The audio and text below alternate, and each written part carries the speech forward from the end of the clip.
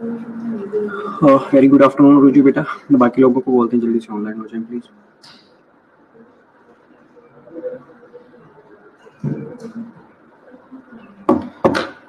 रुज रुज बेटा, बाकी लोगों को बोलते हैं जल्दी से ऑनलाइन हो जाए प्लीज।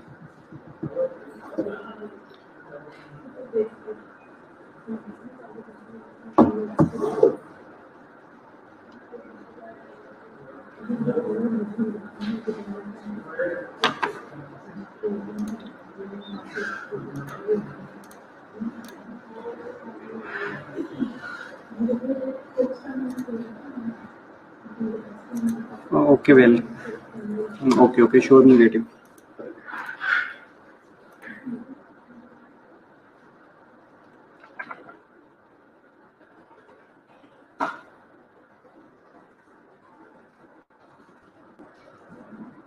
वालेकुम अस्सलाम मारिया बेटा, hope so you will be fine. अच्छा, आज हम जो डिस्कस करने वाले हैं that is CVA, the theme is stroke, cerebrovascular accident.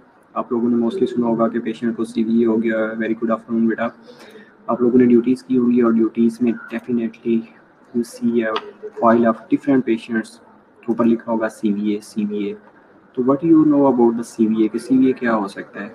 आपको क्या लगता है कि सीवीए किस चीज़ का नाम है? एक शॉर्ट सा डिस्कशन कर लेते हैं, उसके बाद we will continue on the slides as well, ठीक है? तो आपको क्या लगता है कि सीवीए क्या है, स्ट्रोक क्या है? वालेकुम अस्सलाम to all of you once again. हाँ ओके, तो सीवीए के बारे में आज हम डिस्कस करने वाले हैं। तो क्या है सीवीए? आपने फाइल पेशेंट की देखी होगी, डिफरेंट पेशेंट्स भी देखे होंगे सीवीए वाले, कि स्ट्रोक हुआ है, ये सेरेब्रोवास्कुलर एक्सीडेंट हुआ है पेशेंट्स का।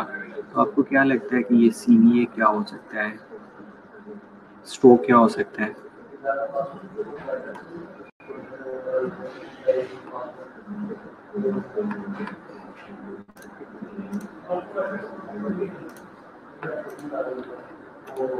Well, and what are the different causes of CVA? CVA की काजेज क्या क्या हो सकती हैं? एक शॉर्ट सा रिव्यू ले लेते हैं। सेरेब्रोवास्कुलर एक्सीडेंट कहाँ पे होगा? हार्ट में होगा, लीवर में होगा, किडनी में होगा, कहाँ पे होगा? व्हाट यू से? ब्लड फ्लो, ओके वेल ठीक है, वन थिंग हम आइडेंटिफाई कर सकते हैं कि रिड्यूस ब्लड फ्लो होगा। ओके, तो सीवीए कहाँ पे होगा? किडनी में, लीवर में, हार्ट में, कहाँ पे होगा? व्हाट यू से कि सीवीए कहाँ पे हो सकता है? जल्दी बताएं।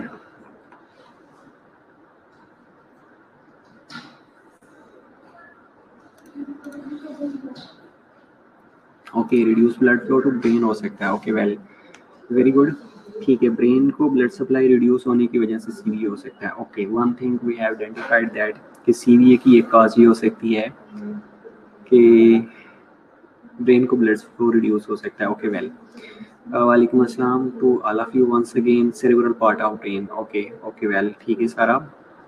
और इम्पोर्टेंटली वी हैव डिस्कस कि कार्डिक आउटपुट ब्रेन को कितनी चाहिए होती है, कितने % of cardiac output is required to maintain cerebral blood flow? Anybody knows about that cardiac output? कि हमने मोस्टली सुना होगा कि आई एम फाइन बेटा, व्हाट्स अबाउट यू? हाँ ओके, लिसन, हमने ये डिस्कस किया था कि कार्डिक आउटपुट होती है, you know what is cardiac output, और कितनी कार्डिक आउटपुट रिक्वायर्ड होती है नॉर्मल एक ब्रेन को to maintain its cerebral blood flow? What you say? एक गेस कर सकते हैं आप लोग कि कितनी नॉर्मली होनी चाहिए? उसके बाद हम इसको डिस्कस करते हैं कि क्या कार्डिक आउटपुट रिड्यूस होने की वजह से सीवीए हो सकता है। वालेकुम अस्सलाम once again to all of you. Okay ठीक है, उसके बाद हम इसको डिस्कस करते हैं कि क्या वाकई कोई ऐसी काज हो सकती है इस वजह से सेरेब्रल ब्लड फ्लो रिड्यूस होएगा तो सीवीए हो जाएगा। अब सीवीए के अंदर एक चीज़ याद रखिएगा कि हमेशा there will be a neuronal focal deficit होएगा। फोकल डेफिसिट का ये मतलब है कि हमने डिस्कस किया था कि कुछ सेल्स होते हैं जिनका लॉस परमानेंट लॉस होता है, और वो ब्रेन सेल्स के बारे में हमने डिस्कस किया था, न्यूरॉन्स के बारे में डिस्कस किया था, या नर्व सेल्स के बारे में डिस्कस किया था। इंस्टेड ऑफ दैट हमने कार्डिक सेल के बारे में डिस्कस किया था कि these cells if once destroyed ultimately their loss is permanent.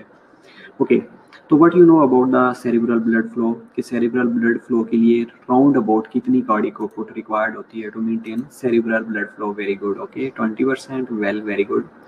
I think 15% of cardiac output, okay very good, ठीक है, वेल वेल वेल। 15 to 18% भी बुक के अंदर लिखा हुआ है बेटा, 20% भी लिखा हुआ है, इवन कि 22% भी लिखा हुआ है। ओके अब जो मेडिकल फिजियोलॉजी की गाइडलाइन है वो कहती है कि 22% cardiac output is required to maintain the cerebral blood flow, लेकिन आपकी पोथ कहती है 15% रिक्वायर्ड होता है, और 15 to 18% भी लिखा हुआ है, 15 to 20% भी लिखा हुआ है। Exactly you are right.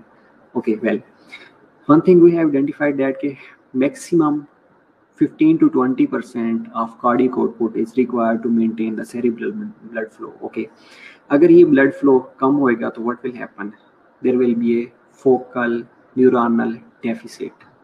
जो न्यूरॉन्स को नॉर्मली ब्लड फ्लो चाहिए होती है, ऑक्सीजन चाहिए होती है, न्यूट्रिएंट्स चाहिए होते हैं, ग्लूकोज चाहिए होती है, once it will be a decrease, ultimately there will be a focal deficit, there will be a neuronal focal deficit. तो स्ट्रोक को या सीवीए को हम डिफाइन कैसे कर सकते हैं कि कैसी कंडीशन, एक ऐसी कंडीशन जिसके अंदर ultimately blood flow, cerebral blood flow reduce होने की वजह से न्यूरोनल फोकल डेफिसिट हो जाता है, that is known as CVA. Causes और हो सकती हैं, अभी तक आप लोगों ने वन काज आइडेंटिफाई की है, that is decrease cerebral blood flow. Other causes क्या क्या हो सकती हैं, व्हाट यू से? और अगर हम बात करें कि ये 15% जो रिक्वायर्ड होती है, 15 to 20%, तो राउंड अबाउट बेटा ये 750 ml से लेके 900 या 100 या 1100 ml पर मिनट तक, 750 से लेके बेटा 1100 ml पर मिनट कर लें, 15 to 22% कर सकते हैं, या अगर 15 to 20% करेंगे तो ये राउंड अबाउट 750 ml से लेके 900 ml पर मिनट के हिसाब से जो कार्डियक आउटपुट है that is required to maintain the metabolic, to maintain the cerebral blood flow. Okay, suppose करते हैं कि अगर किसी वजह से ये सेरिब्रल ब्लड फ्लो डिक्रीज हो गई है तो ultimately there will be neuronal focal deficit, तो हम कह देते हैं कि सीवीए हो गया, स्ट्रोक हो गया। अदर काज क्या हो सकती है सीवीए की, व्हाट यू से? कि कोई और काज भी हो सकती है, कोई और काज हो सकती है जिसकी वजह से हम ये कह दें कि पेशेंट के अंदर जो न्यूरोनल डेफिसिट हो गया है। ओके, हेमरेज हो सकती है, डेफिनेटली हेमरेज, सेरिब्रल हेमरेज हो सकता है, एग्जैक्टली हो सकता है, इंट्रासेरिब्रल हो सकता है, thrombosis, atherosclerotic emboli, thrombi, exactly Shivana, very good हो सकता है, no doubt. Okay, we have discussed different factors, like some factors are modifiable, others are non-modifiable. So what are the factors that causes CVA? Can you imagine? Can you guess these factors? हम अभी blood flow या haemorrhage की बात later on करते हैं कि haemorrhage की किस वजह से हो सकता है। तो आपको पता है कि major cause of stroke is HTN, high blood pressure. High blood pressure क्या करता है, सर्कस ऑफ विलियस को जाके कैप्चर कर देता है। ओके वेल, थ्रोम्बोसिस डेफिनेटली हो सकता है, ऑब्स्ट्रक्शन डेफिनेटली हो सकती है, instead of that infarction, cerebral infarction very good हो सकता है, HTN and diabetes very good. Instead of that अभी आप लोगों ने 3 से 4 फैक्टर आइडेंटिफाई किए हैं। One is reduce blood flow, thrombosis या atherosclerosis, third one is HTN, fourth one is diabetes mellitus. What are the different factors? What are other factors that causes CVA? Okay, one thing is more important, उसमें ये है कि अगर brain को continuously oxygen और glucose required होती है, क्यों चाहिए होती है? To maintain its normal neuronal function. क्योंकि नॉर्मल न्यूरोनल फंक्शन को मेंटेन करना है तो brain needs continuously supply of O2 and glucose. Okay, if important बात बता रहा हूँ बेटा, if the blood flow is interrupted what will happen? Mitochondria क्या कर रहा होता है कि एरोबिक रेस्पिरेशन और एरोबिक मेटाबॉलिज्म को मेंटेन कर रहा होता है। Once there will be a blood flow interrupted, then mitochondria definitely will switch to anaerobic respiration and anaerobic metabolism. अब उसके रिजल्ट में क्या होगा कि सफिशिएंट अमाउंट के अंदर लैक्टिक एसिड की जनरेशन होगी, और ये लैक्टिक एसिड क्या करता है कि पीएच को चेंज करना शुरू कर देता है। जैसे ही पीएच चेंज होएगी ultimately there will be acidosis. अब एसिडोसिस होएगी तो ultimately once there will be acidosis, neurons जो हैं वो अपना नॉर्मल फंक्शन परफॉर्म करना छोड़ देंगे। सेकेंडली एटीपी की जो नॉर्मल जनरेशन हो रही होती है, जो जनरेट हो रही होती है ATP in the presence of oxygen and glucose, उसकी रिडक्शन हो जाएगी। तो अल्टीमेटली एटीपी की रिडक्शन हो जाएगी और जैसे ही एटीपी की रिडक्शन होएगी तो अल्टीमेटली जो सोडियम और पोटाशियम पंप हैं that are maintained through ATPase, sodium potassium ATPase pump के थ्रू मेंटेन हो रहे होते हैं। अब होगा क्या कि जब एटीपी की क्वांटिटी रिड्यूस होएगी तो अल्टीमेटली जो मेम्ब्रेन पंप हैं, सोडियम और पोटाशियम एटीपीएज पंप हैं, वो फेल होना शुरू हो जाएंगे। जब वो फेल होंगे तो व्हाट विल हैपन, जो सेल अपना नॉर्मल फंक्शन परफॉर्म कर रहा था दैट विल बी अल्टर्ड, और उस अल्ट्रेशन के अंदर क्या होगा कि जो न्यूरोनल मेटाबॉलिज्म है that is Altered only in 30 seconds, 30 seconds के अंदर that will be altered and metabolism will stop in 2 minutes. And importantly neuronal focal deficit, or you can say कि cell death occurs in 4 to 6 minutes, और 4 to 6 minutes के अंदर brain cell की death हो जाती है। How much it's dangerous। CVA है क्या चीज़?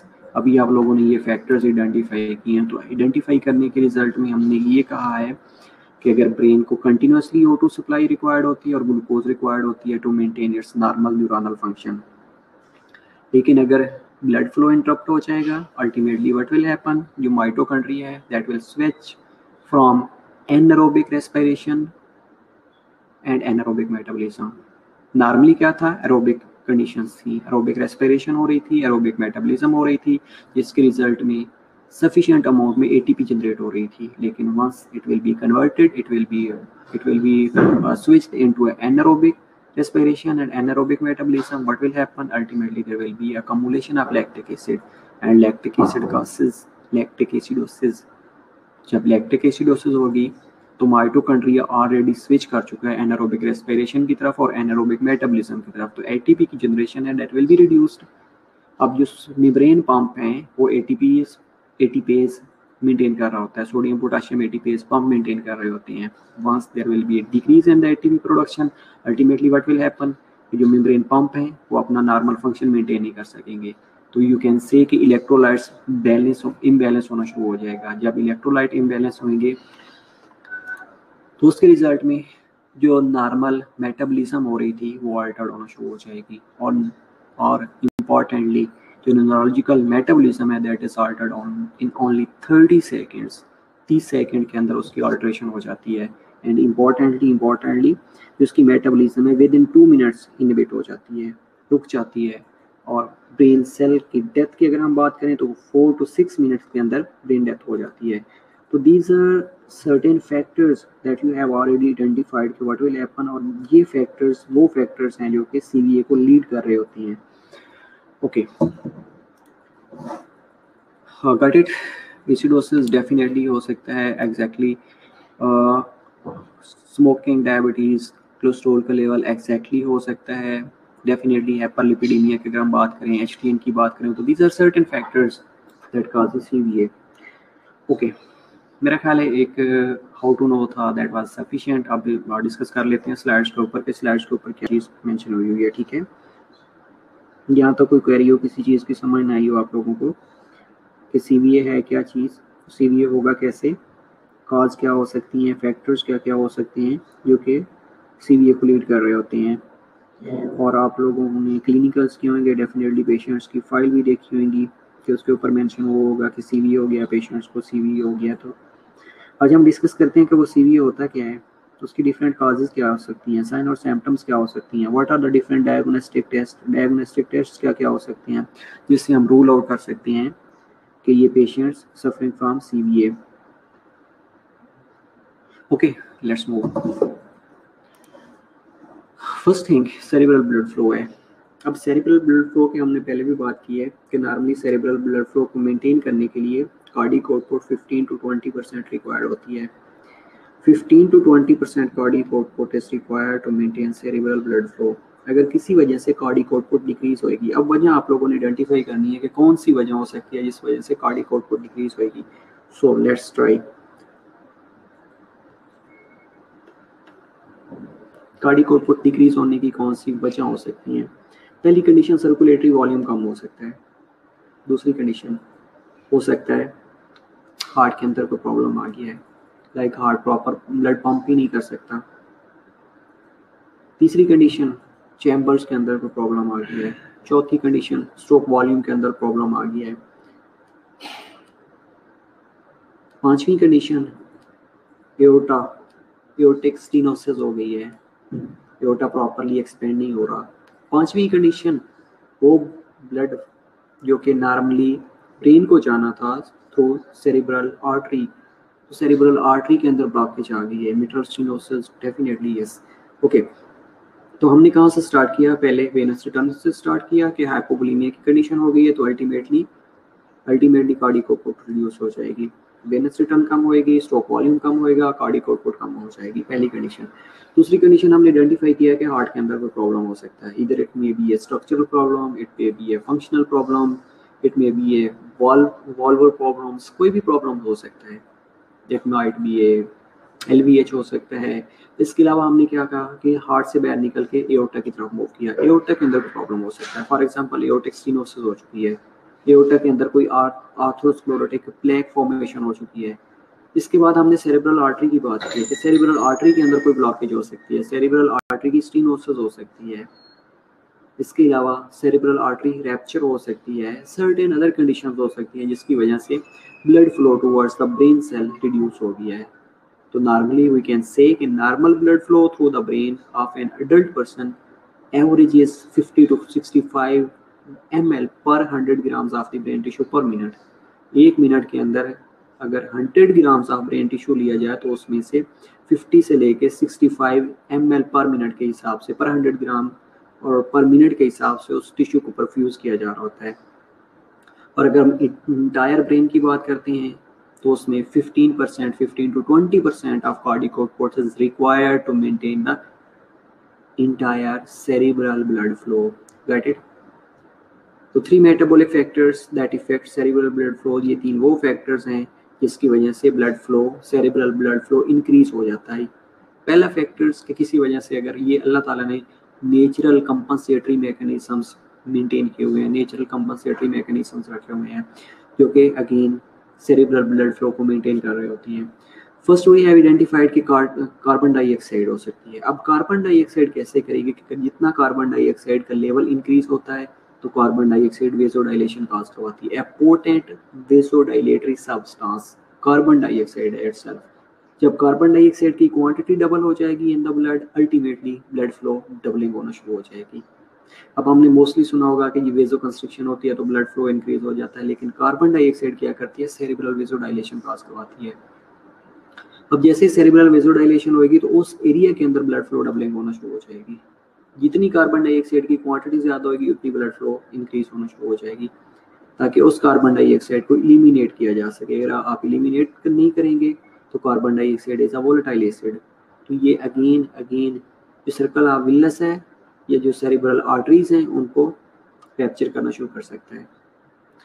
पहली कंडीशन। दूसरी कंडीशन हमने आइडेंटिफाई की है कि अगर हाइड्रोजन आयन की कंसंट्रेशन ज़्यादा हो गई है, अगर हाइड्रोजन आयन ज़्यादा होंगे तो अल्टीमेटली पीएच की लो हो जाएगी, पीएच डिक्रीज होएगी तो अगेन एसिडोसिस होने के चांसेस होते हैं। तो पहली कंडीशन हमने कहा कि कार्बन डाइऑक्साइड का लेवल ज़्यादा होएगा, अगर कार्बन डाइऑक्साइड का लेवल जितना ज़्यादा होएगा उतनी ब्लड फ्लो डबल होना शुरू हो जाएगी। ओके, वेट डबलिंग की बता देता हूँ मैं आपको, 1 मिनट वेट करें। ओके, दूसरा हमने डिस्कस किया कि हाइड्रोजन आयन कंसंट्रेशन की। अगर हाइड्रोजन आयन इंक्रीज होंगे तो ये पीएच को रिड्यूस करते हैं। जैसे पीएच रिड्यूस होएगी तो उस कंडीशन को हम कह रहे होते हैं कि एसिडोसिस हो गया है। तो एसिडोसिस से प्रिवेंट करने के लिए, या वो एसिड मटेरियल जो अकमुलेट हो रहा है जिसकी वजह से एसिडोसिस हो रही है, ये जिसकी वजह से पीएच रिड्यूस हो रही है, उसको एलिमिनेट करने के लिए ultimately again cerebral blood flow increase हो जाएगा। तीसरी कंडीशन ऑक्सीजन कंसंट्रेशन है। अगर ऑक्सीजन कंसंट्रेशन कम होएगी ultimately there will be a hypoxic condition. अगर हाइपोक्सिक कंडीशन होएगी तो वो भी सेरिब्रल ब्लड फ्लो को इंक्रीज करवा देती है, ताकि उस एरिया के अंदर जो हाइपोक्सिया की वजह से न्यूरोनल फोकल डेफिसिट होना था वो नहीं होगा। ओके, 3 कंडीशन हमने आइडेंटिफाई की हैं। पहली कंडीशन हमने कहा कि कार्बन डाइऑक्साइड है। अब कार्बन डाइऑक्साइड बेसिकली है क्या? ये एक वेसोडाइलेटरी सब्सटेंस है। दूसरा ये है कि ये कार्बन डाइऑक्साइड जितनी ज़्यादा होएगी, हाइड्रोजन आयन उतने ज़्यादा होंगे, पीएच को कम करना शुरू कर देते हैं। अब जैसे ही कार्बन डाइऑक्साइड का लेवल इंक्रीज होएगा तो ये क्या करेगा? ये सेरिब्रल वेसोडाइलेशन कॉज करवा देगी। वेसोडाइलेशन इसलिए होएगी बेटा कि वहाँ पे कार्बन डाइऑक्साइड का लेवल इंक्रीज हो रहा है। कार्बन डाइऑक्साइड का लेवल जैसे इंक्रीज होएगा तो ये वोलाटाइल एसिड है। Cerebral blood flow cerebral blood arteries को रैप्चर करना शुरू कर देता है। उस रैप्चरेशन से बचने के लिए, उस इंजरी से बचने के लिए, जैसे ही कार्बन डाइऑक्साइड का लेवल ज़्यादा होएगा तो उस एरिया के अंदर ब्लड फ्लो इंक्रीज हो जाता है। जितनी ज़्यादा कार्बन डाइऑक्साइड का लेवल बढ़ता जाएगा उतनी ब्लड फ्लो इंक्रीज होती जाएगी, ताकि उस एरिया से कार्बन डाइऑक्साइड को जल्दी से जल्दी एलिमिनेट किया जा सके। अगर एलिमिनेट नहीं करेंगे तो again carbon dioxide volatile acid है। वोलेटाइल एसिड होने की वजह से ये इंजरी काज करता है। तो इंजरी से प्रिवेंट करने के लिए blood flow normally compensatory mechanism के थ्रू इंक्रीज हो जाता है। तो ये 3 फैक्टर्स हैं जो हमने आइडेंटिफाई किए हैं सीवीए के अंदर। पहला हमने कार्बन डाइऑक्साइड के लेवल को डिस्कस किया, दूसरा हमने हाइड्रोजन एन कंसंट्रेशन के बारे में डिस्कस किया, third one is oxygen concentration. Oxygen concentration कम होएगी तो ब्लड फ्लो इंक्रीज हो जाएगा, बाकी हाइड्रोजन आयन और कार्बन डाइऑक्साइड कंसंट्रेशन इंक्रीज होगी तो अल्टीमेटली क्या होगा कि सेरेब्रल ब्लड फ्लो इंक्रीज हो जाएगा। ये 3 फैक्टर्स हैं जो कंपनसेशन के तौर पे ब्लड फ्लो को इंक्रीज करवाते हैं। Got it? यहाँ तक कोई क्वेरी? इस स्लाइड्स तक अगर आप लोगों को किसी चीज़ की समझ नहीं आई तो लेट मी नो, पूछ सकते हैं।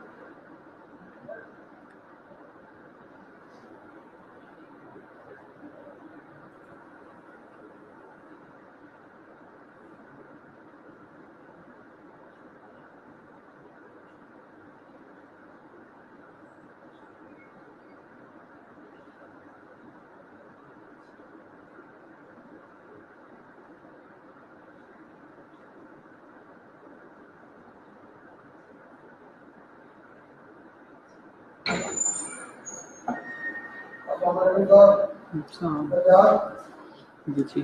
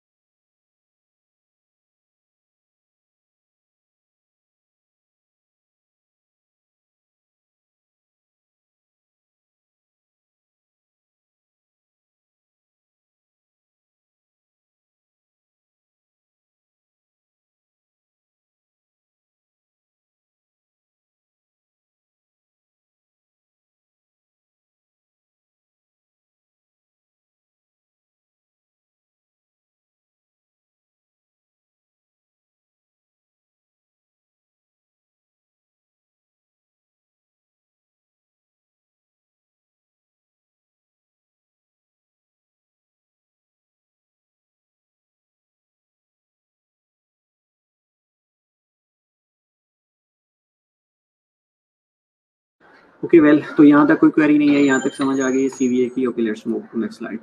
अब सीवीए का आप लोगों ने डिफाइन करना है। सीवीए को आप डिफाइन करें। पहले भी आप लोग बता रहे थे कि सेरेब्रल ब्लड फ्लो डिक्रीज होएगा तो उसकी वजह से हो सकता है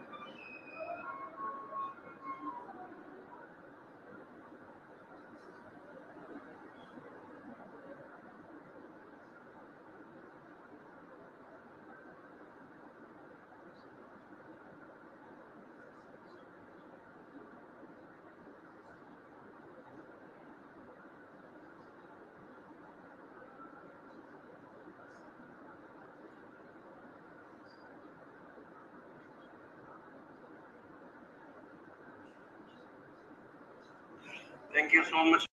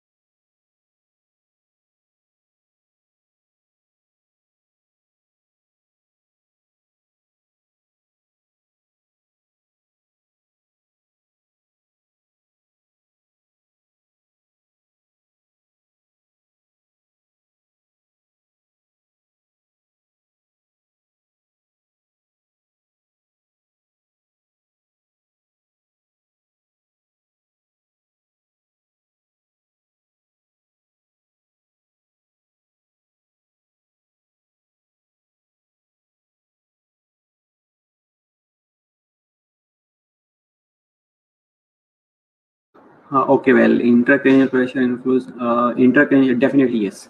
Intracranial pressure definitely weight influence करता है.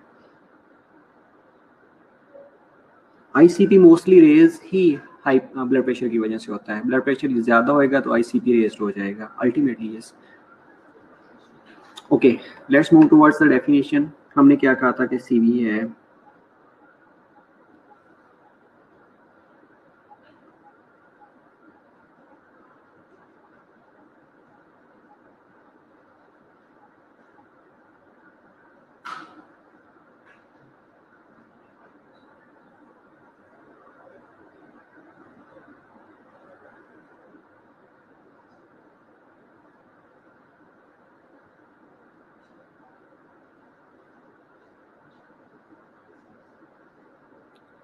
Okay, sudden death of some brain cell due to lack of oxygen when the blood flow to the brain is impaired by the blockage, rupture of an artery to the brain.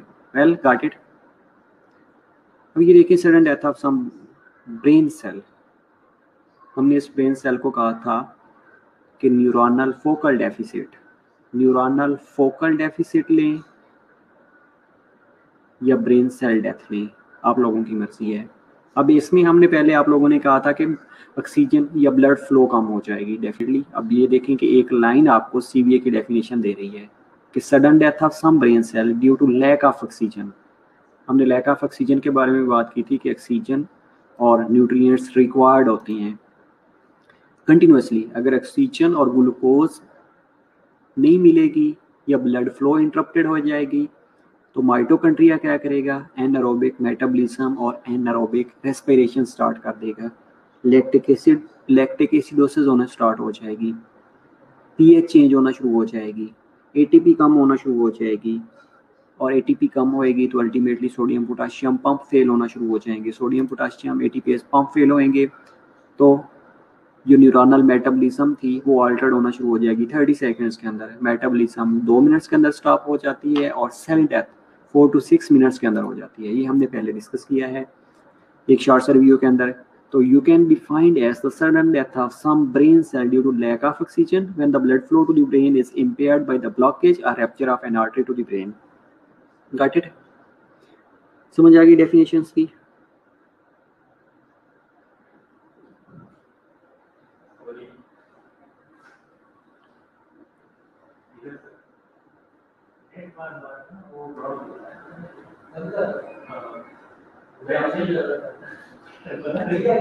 Okay, CVA is also referred to as stroke and it's a medical emergency. Why it is called medical emergency?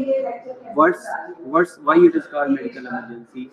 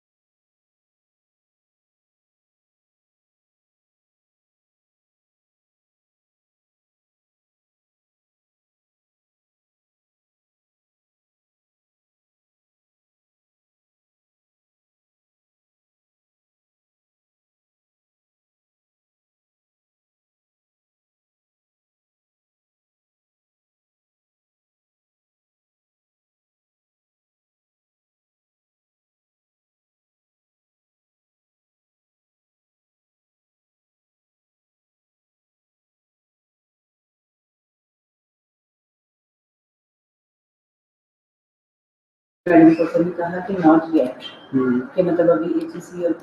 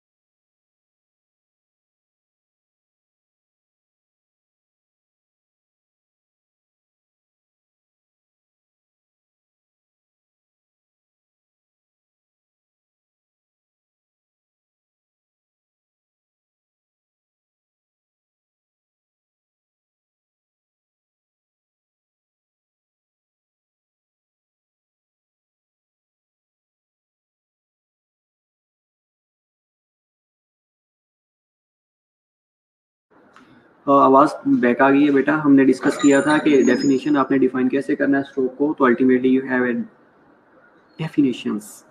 आप इसको अपने अल्फाज में भी लिख सकते हैं, आप इसको और इजी वे में भी डिफाइन कर सकते हैं कि सीवीए कैसे होएगा। अब इसके अंदर बेटा दो चीज़ें हैं, वन इज़ ब्रेन के अंदर अगर इम्पेयर्ड बाई ब्लॉकेज की वजह से हो गई है, जिस तरह हमने कहा था कि कोई थ्रोम्बाई हो सकता है, कोई एम्बोलाई हो सकता है, और दूसरा हमने ये डिस्कस किया है कि अगर ब्लॉकेज हो गई है, ब्लॉकेज एक चीज़, दूसरा हमने कहा है कि रैप्चर हो गया है।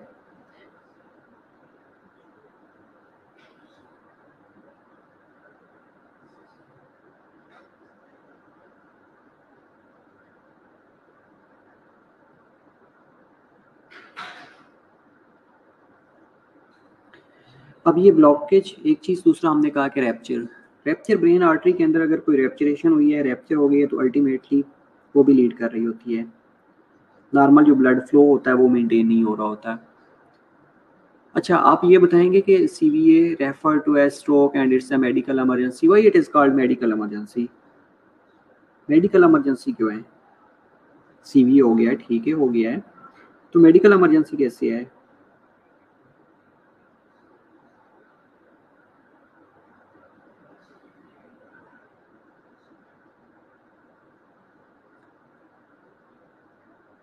और उसके रिजल्ट में क्या होगा कि मूवमेंट होएगी, sensation, emotions control by affected area are lost और impaired and loss of function varies with location and extent of damage. Okay, ये आप चीज़ हमेशा याद रखिएगा कि जो लॉस ऑफ फंक्शन है ये डिपेंड करता है कि लोकेशन, कौन सी आर्टरी ब्लॉक हुई है, किस एरिया के अंदर ब्लॉकेज हुई है, किस एरिया के अंदर रैप्चर हुआ है, हैमरेज हुआ है, और कितना डैमेज हुआ है, इसके ऊपर डिपेंड कर रहा होता है। इसके ऊपर आपकी साइन और सैंपल डिपेंड कर रही होती हैं कि कितनी सिवियरली वो एरिया इफेक्ट हुआ है, कितनी सिवियरली डैमेज हुआ है। Cell death occurs in a few minutes leading to brain death if not manage quickly. Okay, Neera well. इसके अलावा बेटा और क्या इमरजेंसी हो सकती है, मेडिकल इमरजेंसी और क्या हो सकती है? सीवीए में मेडिकल इमरजेंसी क्या है? एक होता है ट्रांसिक इस्कीमिक अटैक, कैड का एनालॉग है, कोरोनरी आर्टरी डिजीज जैसी होती है। इसी तरह ट्रांसिक इस्कीमिक अटैक, टीआईए उसे कहा जाता है। अब टीआईए क्या है कि इंडिकेटर्स होता है सीवीए के लिए। टीआईए के अंदर कोई एम्बोलाई गया है, कोई थ्रोम्बाई गया है, उसने क्या किया, ब्लॉकेज काज की, सेरेब्रल ब्लड फ्लो को इम्पेयर्ड किया। उसके रिजल्ट में क्या हुआ कि फ्यू सेकेंड्स के लिए या फ्यू मिनट्स के लिए कोई ब्लॉकेज होने की वजह से न्यूरॉनल फोकल डेफिसिट हुआ है, लेकिन आपने क्या किया, फ़ौरन से पहले उसको मैनेज कर लिया। अगर 72 आवर्स के अंदर आपने उस पेशेंट्स को मैनेज कर लिया है एंड दैट इज़ रिवर्स्ड, तो उसको कहा जाता है टीआईए, ट्रांसिक इस्कीमिक अटैक। अब बेसिकली जो स्ट्रोक है ये एक मेडिकल इमरजेंसी इसलिए है क्योंकि इसमें इनिशियली स्टेज के अंदर टीआईए हो रहा होता है, और टीआईए अगर 72 आवर्स के अंदर रिजॉल्व हो जाता है, ये स्ट्रोक 72 आवर्स के अंदर रिजॉल्व हो जाता है, तो उसे कहा जाता है transient ischaemic attack. Again transient ischaemic attack जो है ये प्रिडिक्टर्स होता है टूवर्ड्स स्ट्रोक। स्ट्रोक्स को काज करने के पीछे TIA का रोल होता है। TIA हुआ, उसको रिजॉल्व नहीं किया गया, ultimately then it will lead to stroke. Okay, तो these are the risk factors जो कि हमने पहले भी डिस्कस किए हैं। आप लोगों ने बताया कि रिस्क फैक्टर्स होती हैं। अब इस रिस्क फैक्टर्स के अंदर सर्टेन मॉडिफाइएबल और नॉन मॉडिफाइएबल फैक्टर्स होते हैं। फॉर एग्जांपल मॉडिफाइएबल के अंदर HTN है, हाई ब्लड प्रेशर है, एंड 90% जो स्ट्रोक हो रहा होता है वो हाई ब्लड प्रेशर की वजह से होता है। 90% जो स्ट्रोक होता है, ये CV होता है, वो हाई ब्लड प्रेशर की वजह से होता है। हाई ब्लड प्रेशर हुआ, कोई भी ब्रेन के अंदर आर्टरी रैप्चर हो गई। अब जैसे रैप्चर हुई उस कंडीशन को हम कह रहे होते हैं कि CV है। अब रैप्चर होने के रिजल्ट में ब्लड कहाँ पे किया है? इंट्रासेरेब्रल किया है। दूसरी कंडीशन है पर क्लोस्ट्रीमिया हो सकता है, कोलेस्ट्रॉल का लेवल ज़्यादा हो गया है, ब्लॉकेज काज करना शुरू कर दी है, ब्लड वेसल को नैरो करना शुरू कर दिया है, स्टीनोसिस करना शुरू कर दी है। तीसरी कंडीशन डायबिटीज मेलाइटस हो गई है। हमने डिस्कस किया था कि डायबिटीज मेलाइटस रेटिनोपैथी काज करती है, नेफ्रोपैथी काज करती है, न्यूरोपैथी काज करती है। What are the pathies? अब पैथीज के अंदर क्या होता है? इसके अलावा जो ग्लूकोज के मालिक्यूल्स हैं, लार्ज मालिक्यूल्स होते हैं, ये भी मूव करते हुए कहीं पे भी ब्लॉकेज काज कर सकते हैं। हाइपरकोगुलोपैथी हो सकती है। हाइपरकोगुलोपैथी अगेन ब्लड स्टेसिस काज करवाती है। ब्लड स्टेसिस होएगी तो जो नॉर्मल ब्लड फ्लो होना था, वो blood flow normally laminar blood flow maintain नहीं होएगी। जब लैमिनर ब्लड फ्लो मेंटेन नहीं होगी तो ultimately there will be reduce blood supply. और कार्डिक डिजीज हो सकती है। डेफिनेटली कार्डिक डिजीज होएगी तो आपका कार्डिक आउटपुट मेंटेन नहीं होएगी। कार्डिक आउटपुट मेंटेन नहीं होएगी तो अगेन ब्लड फ्लो रिड्यूस होना शुरू हो जाएगा। तो these are the factors that can be modified. High blood pressure है, आप मेडिसिन से ट्रीट करें। हाइपरकोलेस्टेरोलेमिया है, कोलेस्ट्रॉल का लेवल बढ़ा हुआ है, आप वो मेडिसिन दें जो कोलेस्ट्रॉल को रिजॉल्व करना शुरू कर दें, कोलेस्ट्रॉल कम लेना शुरू कर दें। डायबिटीज मेलाइटस है, टाइप 1 है, टाइप 2 है, व्हाटएवर कोई भी है तो उसको अकॉर्डिंगली ट्रीट करें। हाइपरकोगुलोपैथी है, ultimately you have to go for consultation. इसी तरह अगर कार्डियक डिजीज है, you have to go for consultation, उसको ट्रीट करवाएं। अगर ट्रीट करवाएंगे तो आप इन फैक्टर्स के थ्रू CVA से बच सकती हैं। अगर इन फैक्टर्स के अंदर फॉल करते हैं ultimately you are prone to CVA। इसके अलावा सम मॉडिफाइएबल बिहेवियरल फैक्टर्स हो सकते हैं, लाइक सिगरेट स्मोकिंग है। बहुत से पेशेंट्स सिगरेट स्मोक करते हैं, आप टेपर ऑफ करवाएं, सिगरेट स्मोकिंग को क्विट करवाएं। Same with the alcohol drinkers, बहुत से पेशेंट्स अल्कोहल यूज़ करते हैं, क्लाइंट्स अल्कोहल यूज़ करते हैं, तो then you have to go for tapering, taper off करवाएं, अल्कोहल ड्रिंकिंग कम करवाएं। बट कंट्रोल पिल्स अगर कोई फीमेल यूज़ कर रही हैं और विद कम्बिनेशन ऑफ स्मोकिंग है, स्मोक भी करती हैं बट कंट्रोल पिल्स भी यूज़ करती हैं, तो again that is a big risk factors for the CVA। इसके अलावा फिजिकल इनएक्टिविटी है, खाते हैं बैठे रहते हैं, काम भी कोई नहीं करते, ओबेसिटी होना शुरू हो गई है, ओबीस होना शुरू हो गए हैं। इसके अलावा कुछ ड्रग्स अब्यूजर्स हैं, ड्रग यूज़ करना शुरू कर दिए हैं। तो these are the risk factors that can be modified, modifiable behaviour factors. You can modify these factors to prevent from stroke. इसके अलावा नॉन मॉडिफाइएबल, आपकी एज है, डेफिनेटली नॉन मॉडिफाइएबल है, जेक्स है, रेस है, जेंडर्स हैं, व्हाटएवर कोई भी कंडीशन है, फैमिली प्रीडिस्पोजिशन है या फैमिली हिस्ट्री है, दैट इज नॉट मॉडिफाइएबल, तो उनको आप मॉडिफाई नहीं कर सकते। तो दीज आर सर्टेन फैक्टर्स जिनको आप मॉडिफाई कर सकते हैं, सम बिहेवियर फैक्टर्स जिनको आप मॉडिफाई कर सकते हैं, and some are non modifiable factors जिनको आप मॉडिफाई नहीं कर सकते। तो इस तरह अल्टीमेटली आप पेशेंट्स को CVA से प्रिवेंट कर सकते हैं। अब आपने अगर पेशेंट्स देखे होंगे तो उनमें से ऐसे पेशेंट्स भी होंगे जिनको HTN की हिस्ट्री होगी, डायबिटीज़ की हिस्ट्री होगी, कार्डियक डिजीज़ की हिस्ट्री होगी। अगर हिस्ट्री नहीं होगी तो ultimately patient suffering from behavioural factors like cigarette smoking करता होगा, अल्कोहल ड्रिंकर्स होगा, या फिजिकली इनएक्टिव पेशेंट्स होएगा, ओबेसिटी होगी, या ड्रग अब्यूजर्स होंगे, definitely these are prone to CVA। Okay, ये वो साइट्स हैं, कार्डियक अबनॉर्मलिटीज हैं जहाँ पे जो ब्लॉकेज हो सकती है, जहाँ पे आर्टरियोस्क्लेरोसिस हो सकती है, आर्टरियोस्क्लेरोसिस हो सकती है, प्लॉक फॉर्मेशन हो सकती है, और ये प्लॉक मूव करता हुआ ब्रेन के अंदर कहीं पे भी जाके ब्लॉकेज काज कर सकता है। ओके, आप 1 मिनट इसको देखें और मैं आपकी अटेंडेंस मार्क कर लूँ, उसके बाद कंटिन्यू करते हैं।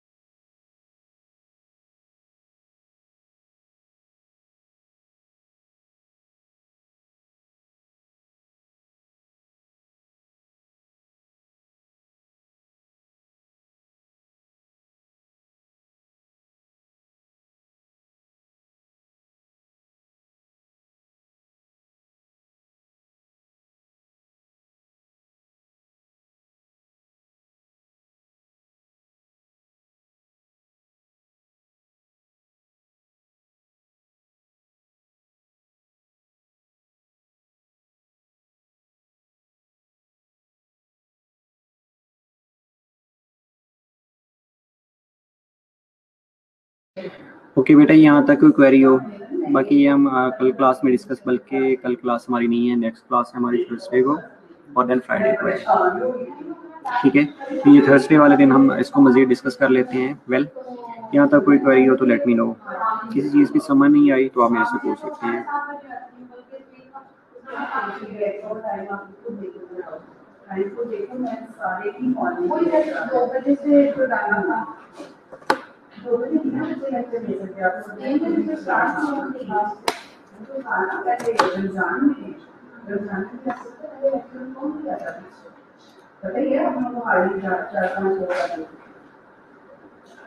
और कितने लेक्चर लिए? 4 कि 5?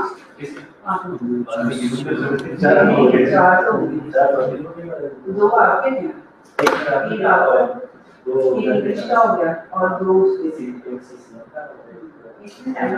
ओके, सी यू इंशाल्लाह ऑन थर्सडे।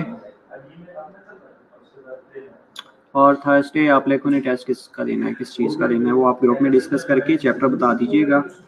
थर्सडे एक क्लास में हम क्विज कंडक्ट कर लेंगे, ठीक है क्लास? ओके, बाय बाय, अल्लाह हाफिज़।